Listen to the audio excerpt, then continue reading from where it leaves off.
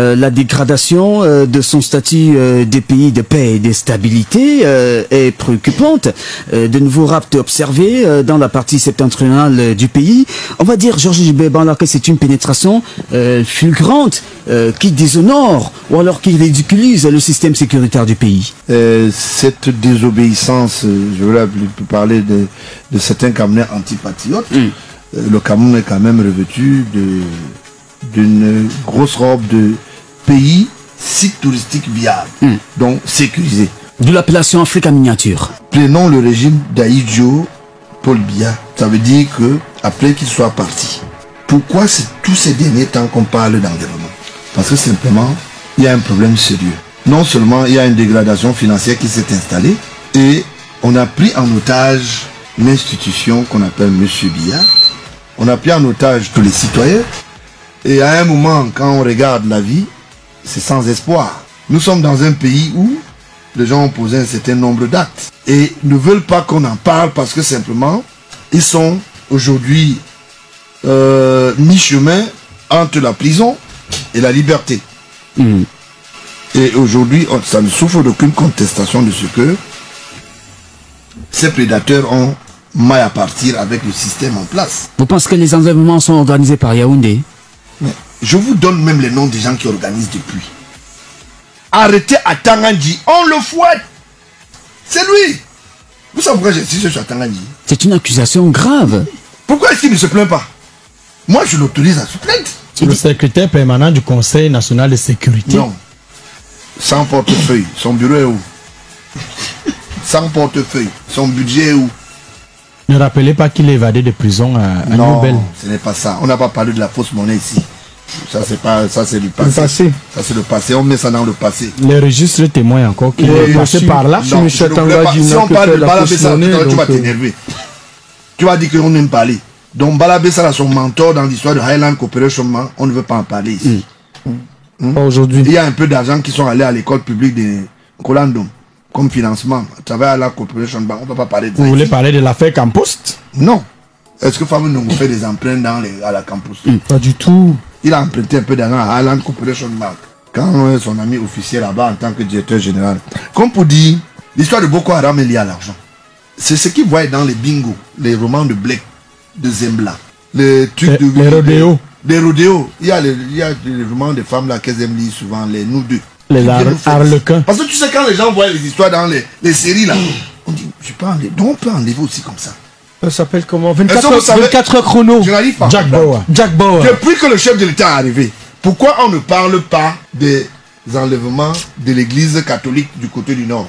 C'est fini. Pourquoi on ne parle pas? Parce que c'était un gros mensonge. J'étais le premier à dire que c'est des menteurs. Ces gens-là, c'est des bandits. Comprenez à peu près?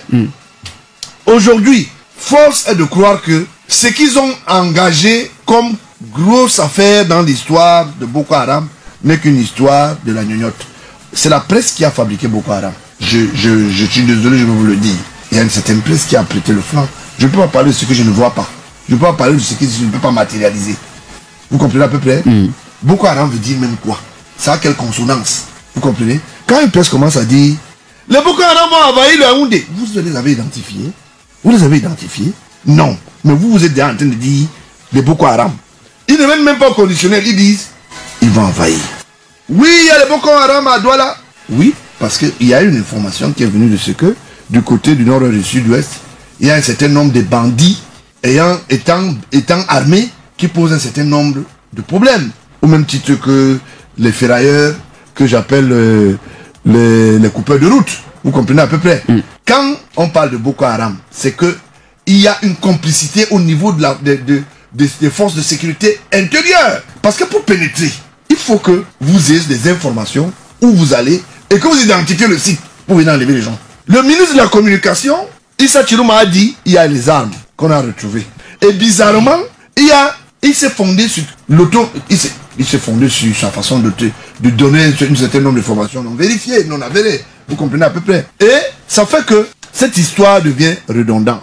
L'histoire de Boko Haram est liée pour l'instabilité. Parce que les gens sont liés et se disent, pour que nous puissions essayer de détourner l'attention du peuple, détourner l'attention du président de la République, il va falloir que nous puissions poser cet acte pour distraire. Boko Haram, c'est une histoire de rigolade au Cameroun. Et ils fabriquent n'importe quoi pour dire n'importe quoi. Je vous dis, chaque fois, on vous dit au Nigeria, on a enlevé des gens. Je peux apporter un témoignage exceptionnel. Boko Haram, c'est quoi? C'est une fabrication camerounaise, une fabrication nigériane, une fabrication tchadienne des pays mitoyens, là où les gens ont pensé à un certain nombre de choses. Nous sommes en pleine crise économique financière. Parce que c'est une organisation en réseau. Il faut trouver un système pour créer de l'argent, pour intéresser les gens. On crée une affaire. Et cette affaire, les pays que j'ai cités, certains responsables au niveau de sécuritaire prennent c'est-à-dire la responsabilité de le faire. Prenez, Boko Haram, c'est une fabrication, une création d'un réseau des bandits qui veulent passer une communication aux différents chefs d'État de la sous-région que si vous ne composez pas avec nous, nous allons vous amener à composer avec nous. Parce que l'histoire de Boko Haram ne va plus finir. Parce que c'est devenu un fonds de commerce. Et chaque fois maintenant qu'il y a un problème dans un pays, on dit les Boko Haram ont enlevé les gens au Tchad. C'est quoi cette histoire-là? Et la sécurité est où? Vous comprenez à peu près? Justement. Et on ne trouve jamais la solution. Et toutes les solutions sont que pécuniaires. Donner 9 milliards, donner 6 milliards. Le président de la République a dit qu'il ne donne pas. Mais depuis qu'il est arrivé, je ne suis plus que vraiment l'histoire de Boko Haram. Est-ce que vous êtes sûr qu'on n'a pas retrouvé les prêtres? D'accord. Est-ce que vous êtes sûr qu'on n'a pas retrouvé les prêtres? En ce moment, je parle. Dans ce studio. Bon, c'est des choses que des gens ne peuvent pas dire. Parce que la honte est toute bue. Qu'on nous démontre aujourd'hui, ou bien Issa Tirouma, qui est le porte-parole, qui démontre aujourd'hui alors que son histoire de Boko Haram fabriquée à ce qu'on appelle à la con, moi je dis, excusez-moi de cela, du peu, pour dire que Boko Haram n'existe pas. Les malfrats, oui, comme me démontre que c'est une contrebande, ou bien c'est une bande qui est nommée Boko Haram. Et les Boko Haram sont les qui? Les chefs de file, c'est les Atangani. Moi je le dis. D'accord.